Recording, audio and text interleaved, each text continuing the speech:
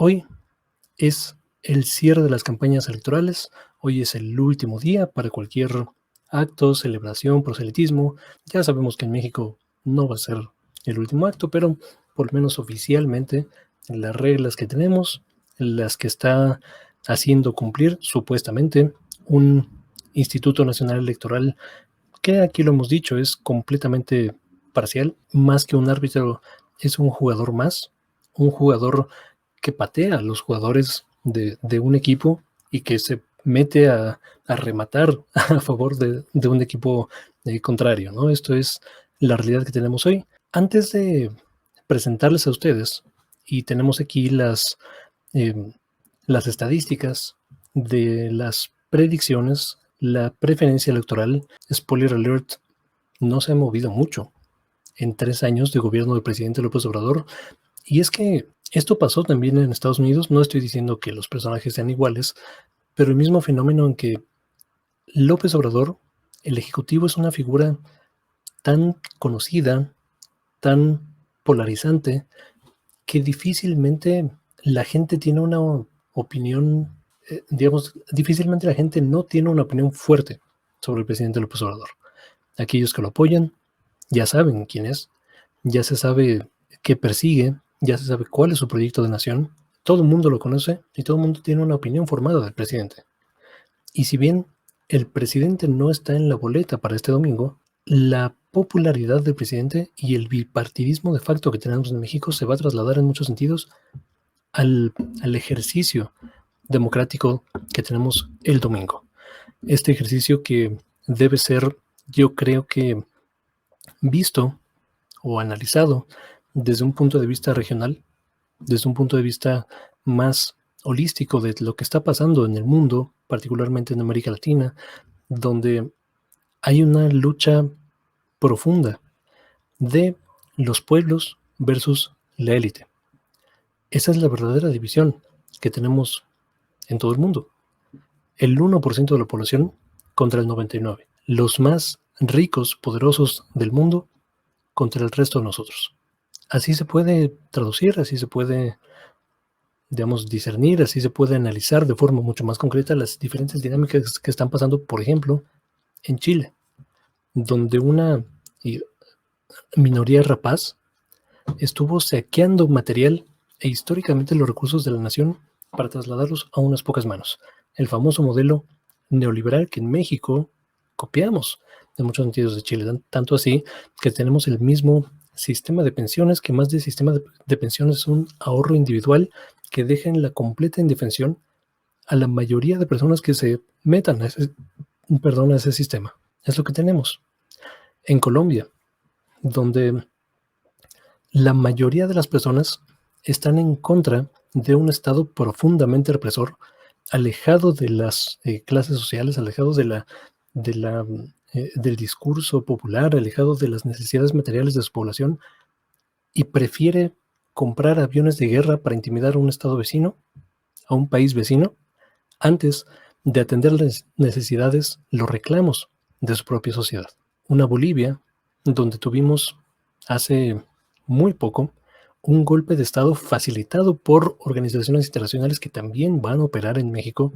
Cuidado, ya están operando y ya anunciaron que van a operar en México. Vamos a hablar ahora un poco más profundamente. Y que gracias a la voluntad popular de los que menos tienen y a la memoria histórica de la generación de oportunidades que los gobiernos de izquierda facilitaron en sus poblaciones, gracias a la organización de los millones de personas que votaron, regresaron a una democracia. En México es, en muchos sentidos, el bastión, el faro de luz, de facto, en América Latina, gracias al presidente López Obrador. Y con eso no quiero decir que todo es bondad, que todo es belleza, que todo es pureza. El López Obrador tiene deudas profundas a la población. La principal de ellas, y aquí lo seguiremos diciendo, es la inseguridad, que se ha quedado estacionada en niveles que no pueden ser normales, no pueden ser aceptables para cualquier democracia, para cualquier población. Eso no se ha atendido como tal. Pero la percepción generalizada es que López Obrador, y esto lo comparto yo, sí ha hecho cosas distintas. Sí ha hecho programas sociales, sí ha atendido temas de corrupción, quizá no a la profundidad que a todo mundo nos quisiéramos ver, pero ha hecho cosas en la dirección correcta. El rescate de Pemex, el corte como tal que hizo al robo de combustibles, la apertura de carpetas de investigación profunda en contra de personajes concretos de la élite que saqueó recientemente el país, el caso Odebrecht. Hay avances en la dirección correcta, los programas sociales, el aumento del salario mínimo, que históricamente había sido un escándalo, cómo las empresas estaban robando a las personas. Es decir, hay cosas que rescatar. Ahora sí pasaremos a la preferencia electoral, a la perspectiva que tenemos para este fin de semana. ¿Cómo cerramos? Para el Congreso de la Unión, que es de lo más importante que está en juego este domingo, porque de ahí depende el presupuesto, y del presupuesto depende la agenda programática que tenga cualquier gobierno. Esto es elemental, esto es básico, y por eso es tan importante que se ponga especial atención en esta situación. La perspectiva, según la proyección, este es Oráculos, que si bien tiene algunas cuestiones metodológicas que nosotros no compartimos por completo, se basan en encuestas de todo tipo, algunas con más prestigio que otras, pero es la información que hay, y en muchos sentidos las encuestas son de quienes la pagan, pero es la información que tenemos. Lo que proponen es que las fuerzas se queden más o menos igual que como están ahora. La percepción de la gente no ha cambiado mucho. Lo que revelan, por ejemplo, en otras encuestas, como lo es la que se efectuó hoy en el Financiero y en Reforma, hoy se publican, ayer y hoy, no, si no me recuerdo, es que 9 de cada 10 personas que votaron en 2018 por López Obrador van a volver a votar por el proyecto de Morena. Solamente 1 de cada 10 va a votar por el proyecto contrario, por el proyecto de Va por México. Esto en márgenes tan cortos que tiene Morena y que tiene el bloque con el Partido Verde y el Partido del Trabajo para sostener la mayoría calificada en diputados, pareciera peligroso que el 10% de las personas ya estén del otro lado, pero si vemos la otra cara de la moneda es exactamente lo mismo. 1 de cada 10 personas que votaron entonces por el proyecto, ya sea de Ricardo Anaya o de José Antonio Meade, hoy van a votar también por el presidente López Obrador, por el proyecto de Morena. Es decir, de los dos lados, solamente 1 de cada 10 personas se pasó al otro bando. Y es que, como decía al inicio, o sea, ¿quién no conoce al presidente López Obrador en México? ¿Quién no tiene una opinión formada respecto a él? Para un lado o para otro, o quizá para en medio, pero se tiene una opinión formada. Es casi imposible que cualquier persona que cotidianamente lea noticias o vea la televisión o lea periódicos o simplemente se meta a redes sociales a escuchar opinión política como la que estamos haciendo en este momento, claro que ya tiene una opinión formada. Es muy difícil que no sea de esta manera. Y en México se vota en cascada. Es un mal hábito democrático, pero en México y en muchos lados del mundo se vota en cascada. Y aunque el presidente no esté materialmente en la boleta electoral, sí están sus colores y sí está su proyecto de nación. Tanto así es que hasta propios y extraños se están colgando del proyecto de Morena. Si tienen una foto que tomaron hace 5 años con el presidente López Obrador, la van a poner como de templete y en grandote, y cada vez que puedan sacar esta foto, la van a poner. Incluso a veces si no son de Morena. Muchas personas del Movimiento Ciudadano, muchos candidatos están usando este truco para ganar popularidad. Me gustaría cerrar esta situación con una reflexión de Juan Becerra Acosta, este analista, este periodista que yo respeto profundamente su trabajo. Nos dice: ¿por qué es preocupante que la OEA, la Organización de Estados Americanos, realice actividades de observación electoral en México el próximo 6 de junio? Fundamentalmente debido a que su postura ultraderechista y su papel injerencista son un riesgo para la democracia y soberanía.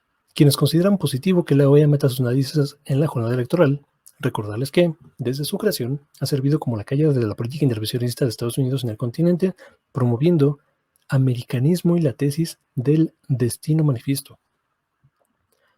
Mucha gente no conoce el papel de la OEA. Uno podría pensar, y es más, si uno simplemente lee los estatutos de la OEA o qué significa la OEA, pues uno podría pensar que es como Naciones Unidas pero en chiquito, para una organización horizontal donde los países ponen de acuerdo y buscan soluciones en común para su propio beneficio. Esto no es así. Esto nunca ha sido así. La Organización de Estados Americanos es una extensión, es un brazo de Washington en la región. Así fue diseñada, así se ha conducido y así es como tenemos que ver este fenómeno. Algunas de las curiosidades sobre la OEA es la expulsión de Cuba en 1962, siendo congruente con el bloqueo que hizo Estados Unidos a la isla. Si esto fuera una cuestión horizontal, si esto fuera una cuestión democrática, Cuba seguiría en la Organización de Estados Americanos. Pero como es decisión de Estados Unidos, de Washington, y la OEA ejecuta, se expulsó. La legitimación de la invasión de la República Dominicana en 1965. El papel de la OEA ante el conflicto de las Malvinas al no emprender las acciones de solidaridad establecidas por los acuerdos del TIAR 3 de 5. De nuevo, si esto hubiera sido democrático, la OEA se tenía que haber pronunciado por la Argentina, por la soberanía de Argentina sobre las Malvinas. Esto no fue así. Tú podrías decirme, bueno, eso fue hace muchos años o más, eso es una clase de historias, no me interesa qué pasa con eso. En 2019, el intervencionismo de la OEA fue fundamental, fue crucial, fue decisivo para que se diera el golpe de Estado en Bolivia, en contra del mejor presidente de la historia de ese país, que es Evo Morales. En términos de reducción de pobreza, de desigualdad, de educación, de acceso a oportunidades, de desarrollo económico, desarrollo tecnológico, nadie ha hecho tanto por Bolivia como Evo Morales. La OEA fue instrumental para empujar la narrativa de que había un golpe de Estado y sacar materialmente a través de una fuerza de ultraderecha y una facción del ejército, sacar al presidente de su propia nación, al presidente electo. Cuidado, Argentina tuvo que intervenir, México tuvo que rescatarle, y gracias a la organización popular, sobre todo de las clases más desfavorecidas que tienen memoria histórica y recuerdan el pasado reciente donde Evo Morales les brindó oportunidades que nunca habían sido otorgadas, gracias a eso regresó la democracia en Bolivia. La OEA va a participar en las elecciones que vienen. Mucho cuidado con esta situación. Ahora, el presidente López Obrador dijo hoy por la mañana que la elección va a ser pacífica, que no pasa nada, que hay democracia, que la gente que va a participar de forma tranquila, va a participar de forma libre. Tristemente esto no va a ser así. En México nunca hemos tenido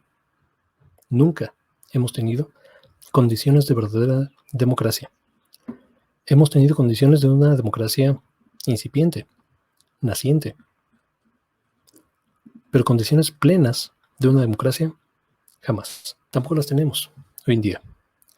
No es la jornada electoral más violenta que hemos tenido, pero sí una de las más violentas. No es la jornada electoral más enrarecida y probablemente no será la más corrupta y la más evidentemente cargada hacia un lado o hacia otro, pero pensar que no habrá fraude electoral, pensar que no habrá algún tipo de manifestación violenta, pensar que todo se va a llevar a cabo con felicidad y tomándolo de las manos y tal, es una fantasía. Es triste, pero es el México en que vivimos. En este programa vamos a estar muy, muy atentos a todo lo que se desarrolle a partir de la jornada electoral y el post jornada electoral, con toda la judicialización, con el mapacheo, las denuncias ciudadanas, el engordamiento de casillas, el robo de urnas, la cancelación de casillas electorales. Todo eso va a pasar. Aquí vamos a estar muy pendientes y lo que podemos decir es participemos. Participemos de forma consciente, de forma deliberada y de forma ordenada. Si esta jornada va a ser rescatable en algún sentido, va a ser gracias a la participación ciudadana. Tristemente, no gracias a las instituciones y en muchos sentidos, quizá, a pesar de estas. Hasta acá voy a dejar este comentario. Muchas gracias por ver. Muchas gracias por compartir, por suscribirse y nos vemos hasta la próxima.